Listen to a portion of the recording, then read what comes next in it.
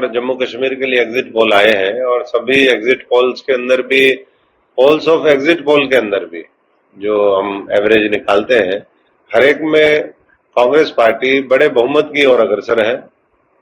जम्मू कश्मीर के अंदर national conference के साथ मिलकर के और हरियाणा में अकेले अपने उस पे। तो ये दर्शाता है कि राहुल गांधी जी ने जो हाथ बदलेगा हालात, भारत जोड़ने की उनकी मुहिम, जो मोहब्बत का उन्होंने संदेश दिया, किसान मजदूर गरीब नौजवान के साथ वो खड़े हुए, दलित वर्ग अकलियत जहां भी जिसको पिछड़े को जरूरत पड़ी उनकी आवाज उन्होंने जिस मजबूती से उठाई, कुछ असर उसका लोकसभा में हमने देखा। लोकसभा में पहले के मुकाबले डबल सीटें हुई, हरियाणा में कुछ सीटें कांग्रेस पार्टी थोड़े थोड़े वोटों से हारी। और अब मैं समझता हूं कि हरियाणा के लोगों ने बड़ा जनादेश जो है वो कांग्रेस पार्टी को दिया है, हमारी गारंटियों के ऊपर विश्वास किया और वो गारंटी अब जमीन पर उतरे, उसके लिए मिलकर के प्रदेश का जो नेतृत्व। और मैं समझता हूं कि यहाँ का किसान मजदूर जो भी है, हमारे सभी साथी कर्मचारी वर्ग, वो खुशहाली की और जो संकल्प लेकर के उन्होंने हमें जनादेश दिया है उस पर कांग्रेस पार्टी काम करेगी। पिछले काफी समय से जद्दोजहद चल रही है मुख्यमंत्री को लेके, और इस तरह की बातें भाजपा ने भी की है, कांग्रेस ने की, दलित मुख्यमंत्री हो, कोई महिला हो, इस तरह के विकल्प सामने आए हैं। देखिए, मुख्यमंत्री का फैसला तो राहुल गांधी जी ने कहा है, कांग्रेस के शीर्ष नेतृत्व तो खड़गे जी हमारे पार्टी के अध्यक्ष हैं, उन्होंने भी ये बात कही कि 36 बिरादरी की सरकार होगी, जो नीतियां बनेंगी, कार्यक्रम बनेंगे वो 36 बिरादरी को बेनिफिट देने के लिए होंगे। हरियाणा का जो सर्वांगीण विकास होगा, व्यवस्था में आमूलचूल परिवर्तन की कोशिश होगी। तो ये बड़े मुद्दे हैं। अगर बिरादरी 36 हम कहते हैं तो उसमें सैकड़ों कास्ट है, तो हर उससे तो नहीं बन सकता। लेकिन मैं समझता हूं कि पार्टी बहुत सोच समझ करके फैसला करेगी और ये तो कलेक्टिव डिसीजन है, मुख्यमंत्री का तो चेहरा एक होगा। तो इसलिए हमें खुशी है इस बात की कि आज हरियाणा के लोगों ने एक बार फिर कांग्रेस को चुना है। और जो कमल का फूल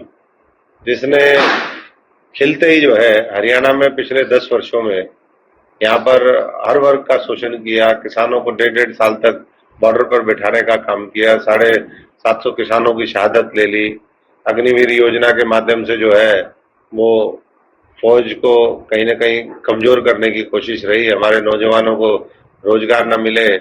आज लाखों पद जो है वो हरियाणा और पूरे देश के अंदर खाली पड़े हैं। तो इन सब चीजों का गुस्सा, और सबसे बड़ी बात कानून व्यवस्था खराब थी, नशे का प्रचलन बढ़ गया है, हमारे बॉर्डर का इलाका है, सब जगह यहाँ डबवाली है, कालावाली है, इन इलाकों में रोज एक दो मौत जरूर नशे की वजह से होती है। तो इन मुद्दों के खिलाफ बॉर्डर के इलाके ने भी, और यहाँ से लेकर के राजस्थान पंजाब के बॉर्डर से लेकर के हनुमानगढ़ गंगानगर से लेकर के उत्तर प्रदेश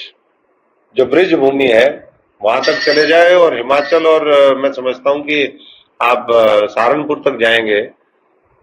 तो हर दिशा में आपको हाथ कमल के फूल उखाड़ता हुआ दिखेगा, और उनको जाकर के श्रद्धांजलि देने का काम हरियाणा के बॉर्डर पर इस बार होने वाला है। तो इसलिए सब लोग बहुत उत्साहित हैं, लोगों ने बड़ी मेहनत करी है।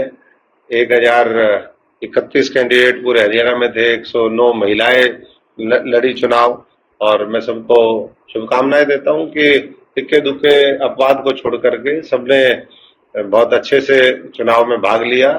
इलेक्शन कमीशन ऑफ इंडिया का भी हम आभार प्रकट करते हैं कि दुनिया के सबसे बड़े लोकतंत्र में एक बार फिर जब उत्सव मनाने का समय आया तो सब लोगों ने बढ़ चढ़ करके उसमें। और ये हरियाणा का जो चुनाव है, जम्मू कश्मीर का चुनाव है, ये आने वाले समय में देश की राजनीति किस तरफ जा रही है ये उसकी ओर भी संकेत करेगा। यहाँ से जो सुपड़ा साफ हुआ है वो महाराष्ट्र,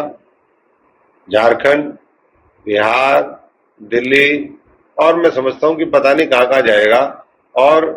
जो नारा देते थे कांग्रेस मुक्त भारत होगा, अब वो देखेंगे कि कैसे कांग्रेस को लोग जो है गले से लगा रहे हैं और भारतीय जनता पार्टी को किनारे पे बिठा रहे हैं।